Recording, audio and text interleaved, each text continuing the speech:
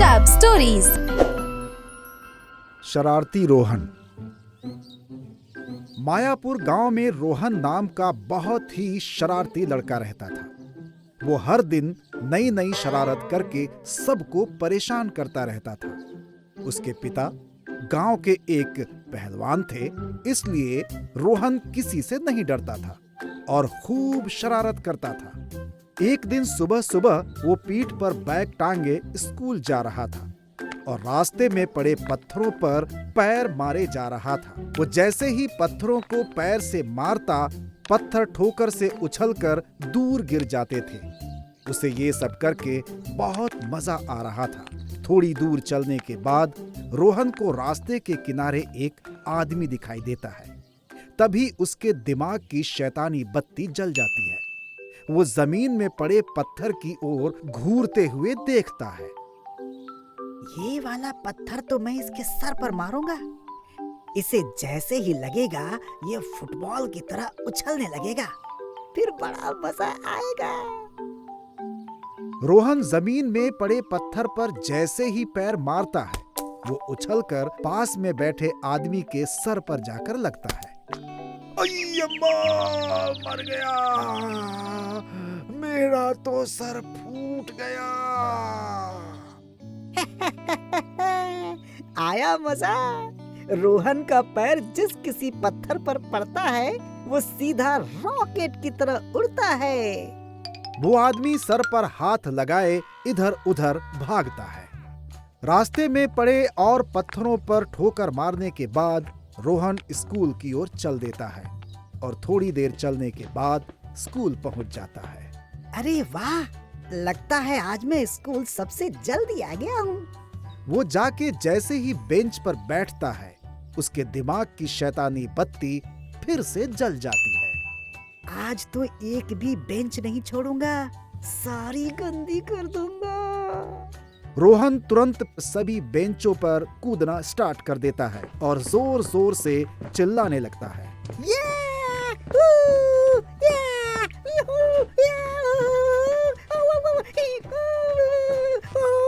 रोहन जोर जोर से कूद ही रहा था, तभी उसके बैग के अंदर से पानी की बोतल बाहर निकल आती है और उछलकर सीधा छत की ओर जाती है। तभी उसका ढक्कन हवा में खुल जाता है और उसका सारा पानी रोहन पर गिर जाता है। ये क्या हो गया? इसका सारा पानी तो मेरे ऊपर ही फैल गया। तभी उसकी नजर सामने पड़ी टीचर वाली चेयर पर पड़ती है। उसके शैतानी दिमाग की बत्ती फिर से जल जाती है। हाँ, आज तो टीचर वाली चेयर गंदी करूंगा और नाम किसी और का बता दूंगा। रोहन टीचर वाली चेयर पर कूदने लगता है और खूब जोर जोर से हंसने लगता है। यस यस, आज तो मजा आ गया, सारी चेयर गंदी कर डाली।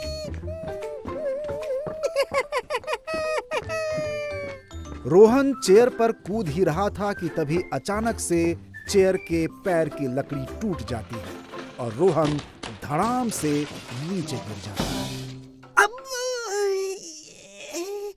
कोई बात नहीं, मेरे पापा तो पहलवान हैं। छोटी मोटी चोट से मैं नहीं डरता हूँ।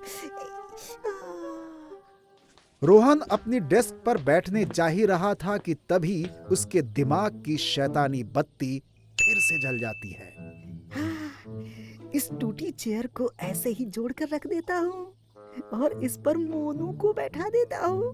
मोनू जैसे ही चेयर पर बैठेगा, धम से नीचे गिर जाएगा, फिर बड़ा मजा आएगा। सबको ये लगेगा कि ये चेयर मोनू ने तोड़ी है, मैं बच जाऊंगा और वो सर से डांट खाएगा। थोड़ी देर में क्लास में और सारे बच्चे आने लगते हैं। रोहन सबसे हंस हंस कर बात करता है। तभी क्लास में पीठ पर बैग टांगे मोनू आ जाता है। रोहन उसे देखकर उससे मिलने जाता है। आओ मोनू मेरे भाई, मैं कब से तुम्हारा इंतजार कर रहा था। चलो आओ एक गेम खेलते हैं। नहीं, मुझे नहीं खेलना है। मुझे इंग्लिश के 4 लेसन याद करने हैं, नहीं तो सर डांटेंगे। कुछ नहीं होगा मेरे भाई, थोड़ा खेल लेते हैं, फिर जाकर के याद कर लेना। ठीक है, लेकिन क्या गेम खेलना है? अब हम दोनों को यहाँ से दौड़ लगानी है और टीचर वाली चेयर को छूना है, फिर उस पर बैठना है। जो सबसे पहले छू कर उस पर बैठेगा उसकी जीत मानी जाएगी। तो तुम तैयार हो? यस रोहन, मैं रेडी हूँ। रोहन और मोनू दौड़ना स्टार्ट करते हैं। रोहन जानबूझकर धीरे दौड़ता है और तब तक मोनू चेयर तक पहुंच जाता है और जैसे ही चेयर को छूकर उस पर बैठता है वैसे ही चेयर टूटकर गिर जाती है, जिससे मोनू जमीन पर धम से गिर जाता है। ये सब देखकर रोहन ताली बजा बजाकर हंसने लगता है। उसके साथ साथ क्लास के सभी बच्चे भी हंसने लगते हैं। मोनू गिर गया, मोनू गिर गया। मैं गिरा नहीं, तुमने गिराया है, जानबूझकर टूटी चेयर पर बिठाकर। ये सुनकर रोहन मोनू के पास जाता है और जाकर उसके कान में कुछ बोलता है। बात तो तुम्हारी बिल्कुल सही है बच्चों, लेकिन तुम्हारी बात पर कोई भरोसा नहीं करेगा, क्योंकि चेयर पर तो तुम ही बैठे थे, इसीलिए सब यही कहेंगे कि ये तुमने ही तोड़ी है। मैं टीचर को सब कुछ सच सच बताने जा रहा हूँ। मोनू जैसे ही उठकर बाहर की तरफ चलता है तभी क्लास में टीचर आ जाते हैं। वो जैसे ही टूटी हुई चेयर देखते हैं गुस्सा करने लगते हैं। ये चेयर किसने तोड़ी है? सभी बच्चे शांति से खड़े रहते हैं। तभी टीचर फिर से गुस्सा होकर पूछते हैं, मैं पूछ रहा हूं ये चेयर किसने तोड़ी है? तुम बताओ रोहन, किसने तोड़ी है? सर मोनू ने। इसने बोला कि जो दौड़कर सबसे पहले सर वाली चेयर पर बैठेगा उसकी जीत मानी जाएगी। ये तेजी से चेयर की ओर भागा और उसके ऊपर तेजी से बैठ गया, जिससे चेयर झटके से टूट गई। सर ये झूठ बोल रहा है। गेम खेलने के लिए इसने ही बोला था सर। उसने बोला था तो क्या हुआ? तुम तेजी से चेयर पर क्यों बैठे? आज मैं तुमको नहीं छोड़ूंगा। आज तो पनिशमेंट देकर रहूंगा। जाओ डेस्क पर हाथ ऊपर करके खड़े हो जाओ। जाओ। मोनू अपनी डेस्क पर जाता है और हाथ ऊपर करके खड़ा हो जाता है और रोहन उसे देखकर हंसता है। रोहन से जीत पाना इम्पॉसिबल है बच्चों। तुम कुछ भी कर सकते हो लेकिन रोहन को नहीं हरा सकते हो। स्कूल की छुट्टी हो जाने के बाद सभी बच्चे घर की ओर चले जाते हैं। रोहन भी पीठ पर बैग टांगे हाथ हिलाते हुए घर की ओर चल देता है। दोनों हाथ हिलाते हुए मस्ती से चलते हुए वो स्कूल से थोड़ी दूर चलता ही है कि तभी उसे रास्ते में एक घर दिखाई देता है। तभी उसकी नजर घर के बाहर बंधी गाय पर पड़ती है। वो जैसे ही गाय को देखता है उसके दिमाग की शैतानी बत्ती फिर से जल जाती है। लगता है इस घर में कोई नहीं है। मैं इस गाय को अगर खोल दूंगा तो फिर ये भाग जाएगी। इसका मालिक रोएगा, इधर उधर गाय को खोजेगा, फिर तो बड़ा मजा आएगा। रोहन गाय की रस्सी खोल देता है और पेड़ के पीछे छिप जाता है। गाय आवाज करती हुई इधर उधर भागती है। गाय की आवाज सुनकर उसका मालिक घर से बाहर आ जाता है। अरे अरे अरे अरे मेरी गाय किसने खोल दी? अरे ये भाग जाएगी। अरे मैं दूध कैसे बेचूंगा? अपना परिवार कैसे पालूंगा? गाय के मालिक को भागते हुए देखकर रोहन बहुत खुश होता है। वो भी गाय के पीछे भागता है। तभी अचानक से गाय पीछे मुड़ती है और पीछे आ रहे अपने मालिक को उठाकर पटक देती है। अरे मैं तो मर गया। अपने मालिक को पटककर गाय रोहन की ओर भागती है। वो उसे देखकर घबरा जाता है। ओ मम्मी, ये क्या हो गया? ये तो मेरी तरफ ही आ रही है। भागो! रोहन तेजी से भागने लगता है और उसके पीछे पीछे गाय भागने लगती है। तभी रोहन को एक मिट्टी का घर दिखाई देता है। वो उसमें जल्दी से घुस जाता है। इस घर में छिप जाता हूँ, वरना ये गाय मुझे नहीं छोड़ेगी। मेरा तो कचूमर निकाल देगी। रोहन घर के अंदर छिप जाता है और गाय आगे निकल जाती है। तभी रोहन चुपके से घर से बाहर आता है और हंसते हुए बोलता है,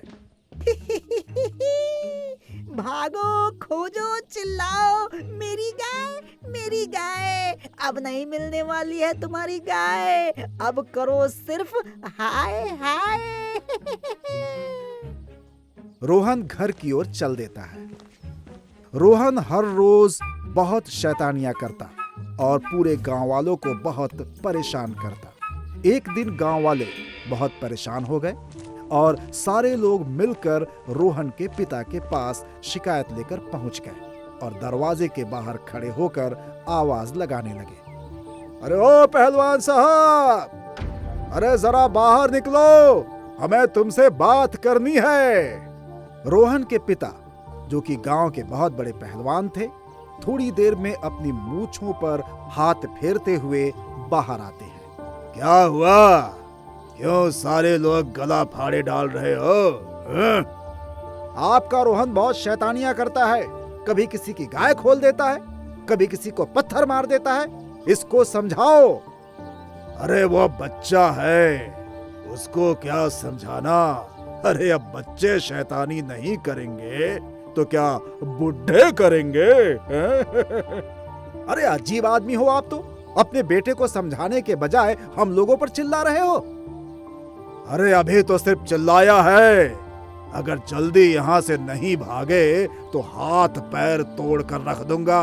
चलो भागो यहाँ से, आ गए मुंह उठाकर मेरे बेटे की शिकायत करने। रोहन के पिता की ये बात सुनकर गांव वाले चुपचाप उसके घर से चले जाते हैं। दरवाजे के पीछे खड़ा रोहन ये सब देखकर बहुत खुश होता है कि उसके पिता ने गांव वालों को डांट कर भगा दिया। एक दिन सुबह सुबह रोहन अपने पिता के साथ साइकिल पर पीछे बैठकर बाजार जा रहा था और अपने कंधे पर बैग टांगे हुए था। वो गांव से थोड़ी दूर निकला ही था कि तभी उसे एक पेड़ में लगी मधुमक्खियों का छत्ता दिखाई देता है। इसे देखकर रोहन खुश हो जाता है और उसके दिमाग की शैतानी बत्ती फिर से जल उठती है। वो कुछ शैतानी करने के बारे में सोचता है और अपने बैग से एक छोटा सा पत्थर निकाल लेता है और अपने पापा की नजर से बचते हुए वो पत्थर सीधा मधुमक्खी के छत्ते में मार देता है। पत्थर जैसे ही मधुमक्खियों के छत्ते पर लगता है, सारी मधुमक्खियां इधर उधर भागने लगती हैं। रोहन के पिता जैसे ही मधुमक्खियों को अपनी ओर आते देखते हैं, वो घबरा जाते हैं। अरे ये मधुमक्खियां कहां से आ गईं? अरे भागो, ये तो काट खाएंगी, अरे भागो।